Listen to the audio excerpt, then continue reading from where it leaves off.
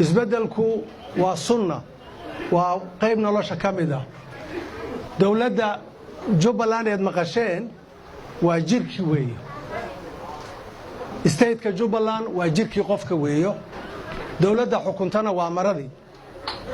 maradu marka waa la bedelaa jirki intuu nool yahay maradu markay wasakhowdo markay duqowdo markay ay corcorto waa la iska bedelaa adduunka dhanna way ka dhacdaa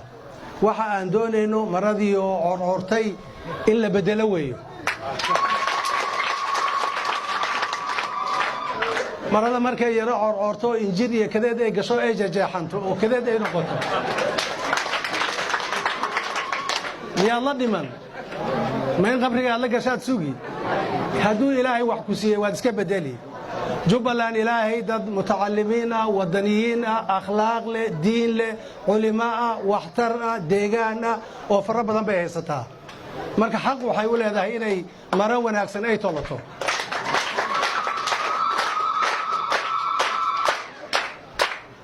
maradii hore ee duqowday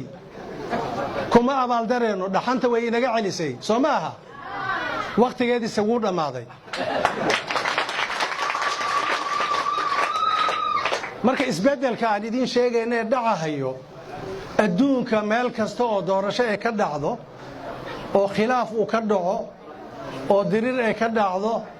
oo lisku laayo mas'uuliyadeeda waxaa qaata qolada doorashada abaabulsha ee guddiga doorashada waa markay khaymiin yihiin waa markay dhagarqabayaal yihiin waa markay cadaalad ayna sameeynin waa markay dadka u kala eexdaan waa markay noqdaan guddiga aan madax banaaneen Jubbaland guddi ku sheegeeda ma madax banaana waxaan u sheegaynaa ummadda dhagar inay ka galin waxaan kaloo u sheegaynaa wixii cawaaqib ah doorashada la isku qabsada ka imaada mas'uuliyadeeda iyaga ayaa qaadahaya reer Jubbaland way og yihiin ummadda Soomaaliyeed way og yihiin annaguna waan ognahay sida walaaladay ay sheegeen waxaan sameynaynaa hadduu ilaahay yiraaho guddi dhexdhexaada oo ummadda ka dhex yimid akhlaaq lagu doortay runsheeg lagu doortay qaybaha kala duwan ee bulshada ayaa la dooranhayaa iyagaas ayaana doorasho xor ah sameynayo cidii doonaysa doorasho ee malmaluuqatay inay waxayso ugaaseeraar sidoo yiri hadii markaa la tagi dadkii la xukum lahaa soo inaga ma nihin shacabkii soo inaga ma nihin ciidamadii soo kuwan maaha salaadiintii soo kuwan maaha ma ogolin hadee ma ogolin insha Allah marka waxaan doonaynaa waxaan ummadda ugu baaqaynaa midnimo ummadda waxaan ugu baaqaynaa nabadgelyo ummadda waxaan ugu baaqaynaa wadajir ummadda waxaan ugu baaqaynaa inay gacmaha isqabsato ummadda waxaan ugu baaqaynaa inaanan qabiil iyo reer hebel baan ahay aan lagu kala qaybinin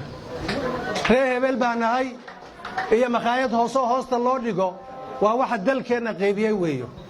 qabiil walbana maanta wuxuu moodayaa dawlad hebel baa ay wadato aw dadka Soomaaliyeed ee jirka isku yaalay ahaa ee walaalaha ahaa ee dalku uu ka dhaxeeyay ee isu hiilinayay ee dalka inay difaacaan la rabay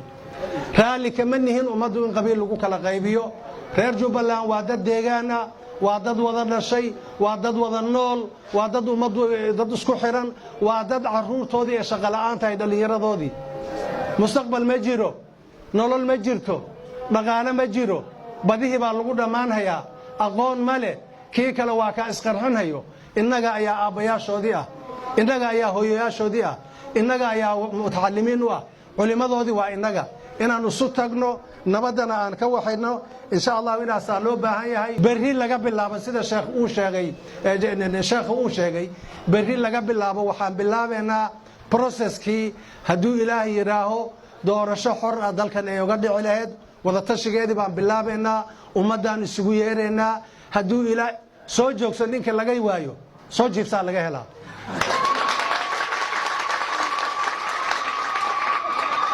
war waxaan waa wax ummadda ka wada dhexeeya oon leenahay waan ka wada naxaynaa colaad ma rabno halig ma rabno barakac ma rabno ummad kala tagta ma rabno dad kala cugdadooba ma rabno way naga dhaxaysaa dhibaatadii uu sheegahay ugaaska laga soo maray todobaley way todobadii way dhamaatay maradii duug weeyo waa inaan bedelnaa